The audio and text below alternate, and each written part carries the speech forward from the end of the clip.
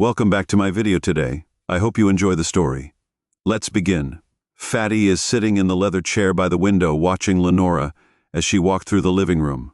She was standing in front of the mirror, carefully reapplying the deep red lipstick she rarely wore.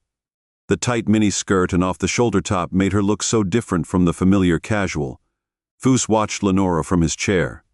He could see she was standing in front of the mirror, patting her lips and smiling, but her smile didn't reach her eyes. Something was wrong. "Where are you going?" he asked, his voice trembling with worry. Lenora turned and looked at him in the mirror. Her lips still smiled, as if nothing mattered. "I have a date tonight," she answered, her voice strangely relaxed. Fatty frowned, feeling a sense of loss of control. He was worried about Lenora. She sighed softly, as if Fatty were worrying too much. "You don't have to worry about me. It's just one night. I'll be back soon." Those words added fuel to Foos's fire of doubt. He was confused about what was going on and when their relationship had changed. He wanted to know who she was meeting with and how many. Foos asked, his voice serious and heavy with worry. He couldn't hide the doubts in his heart when he saw Laura so carefully prepared. Lenora paused at the door, not turning around. Her voice was soft and short, as if she wanted to end the conversation quickly. "With a friend or colleague," she replied, her hands clutching her back as she avoided his gaze. The way she said it made the air in the room freeze. He stepped closer to her, his eyes searching her cold gaze for answers.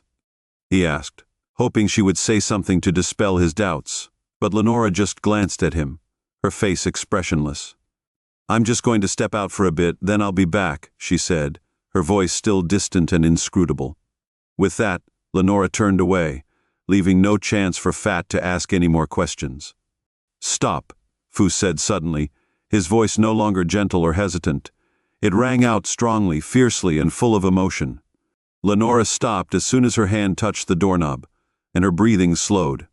Foos stopped for a moment and looked at her directly. His eyes were intense and full of emotion. "If you leave this house tonight, we'll be done," he said. His voice was cold but full of suppressed feelings. It was like a final warning. Lenora stood still, her back to him. She didn't dare turn around. The room suddenly felt heavy and tense. It was as if they were both waiting for something to happen. She was on the brink of collapse, and she could feel his heart was heavy. She knew his words were not just empty threats. A minute passed in heavy silence. Elnora finally let out a breath but said nothing. She gripped the doorknob, her heart pounding, and slowly opened it. Foos stood there, not moving, but his heart broke as Lenora actually crossed the threshold he had. Foos was stuck between a rock and a hard place. The door closed behind Lenora, leaving him alone in the quiet house with the feeling that it was all over. He listened to the plea for support and decided to take action.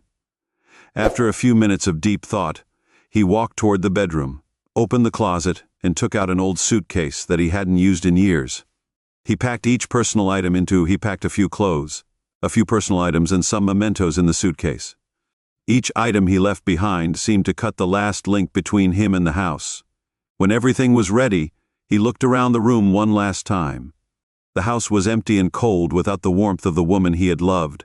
His heart was heavy, but his mind was clear. He sat down at his desk, took a blank sheet of paper, and began to write the words on the divorce papers. It seemed much easier than going through the emotions he had to go through. He signed his name, folded the paper carefully, and placed it on the table where Lenora would surely see it when she returned. Lenora returned home late at night. It was cold and strangely quiet outside. She walked up the steps, opened the door with trembling hands, and felt the emptiness that enveloped the house as soon as she entered. Everything was the same as when she had left, but something was different. Not a single light was on. Only silent darkness covered every corner of the house. Lenora called out softly, "Fuss," her voice. The echoes filled the silence, but there was no answer. The silence made her feel uneasy.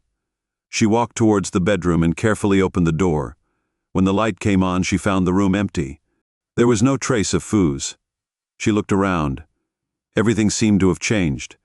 His familiar clothes were gone.